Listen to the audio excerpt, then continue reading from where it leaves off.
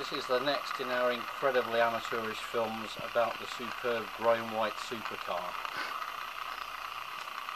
This is one of only two remaining Grahame Whites, made by Claude Grahame White at the Hendon Aerodrome, probably made in late 1919 and sold in 1920. It's got a 350 single two-stroke engine from motorcycle, which was common for cycle cars, of course, using motorcycle engines, and it's driven by chains to the rear axle.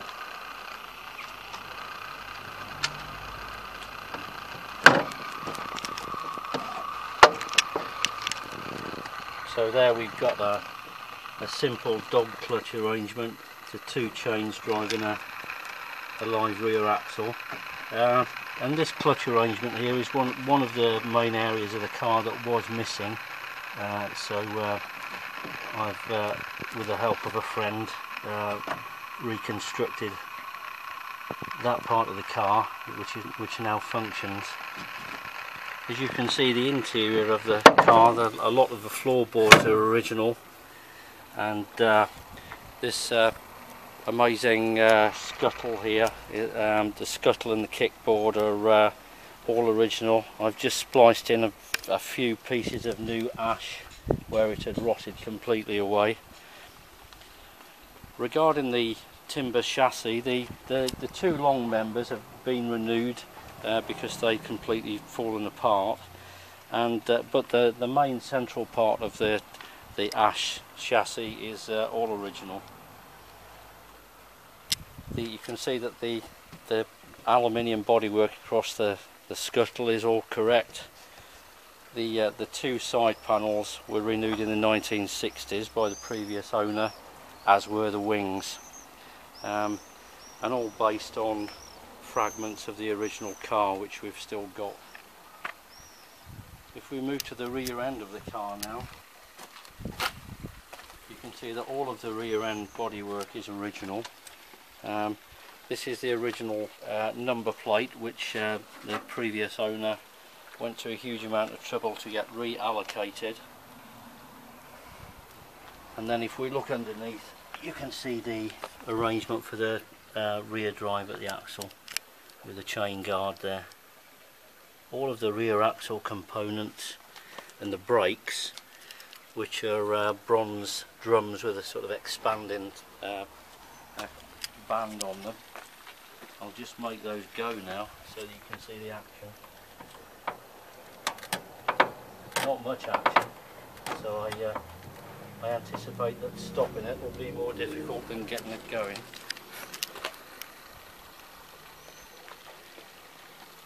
The seat we think is original, and it's pretty homespun, as you can see, and the seat squab is just something out of an Austin 7 that's just there until I get any better reference for it. This dash is original to the car.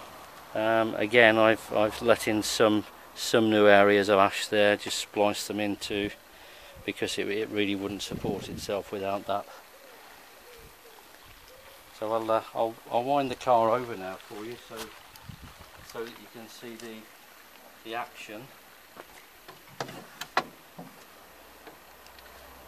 So I've got a starting handle here, which I turn anti-clockwise in the direction of the engine.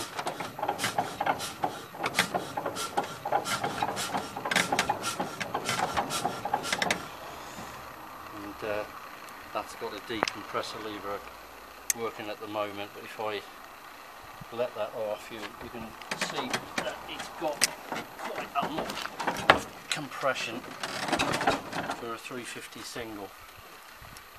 So the Claude Grahame White's claim that a lady could easily swing over the car, I don't think are accurate, because I can't swing it over easily.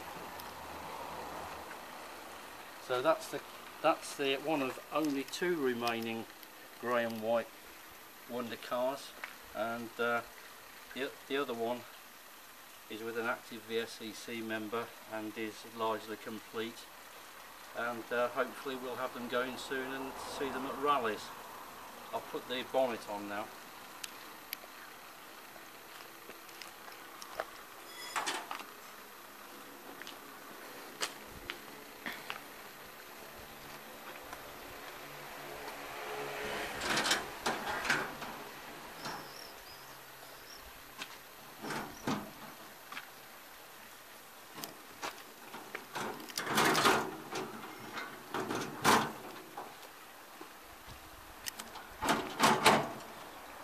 ordinarily there will be a hole cut in the side of the cowl in this sort of position to get the hand in and prime the carburettor, so that the aluminium bonnet stays put for the majority of the time. And it's held down by these simple thumb screw arrangements into brackets, and it's pretty solid once it's fixed. So there we are, the Grahame White cycle car.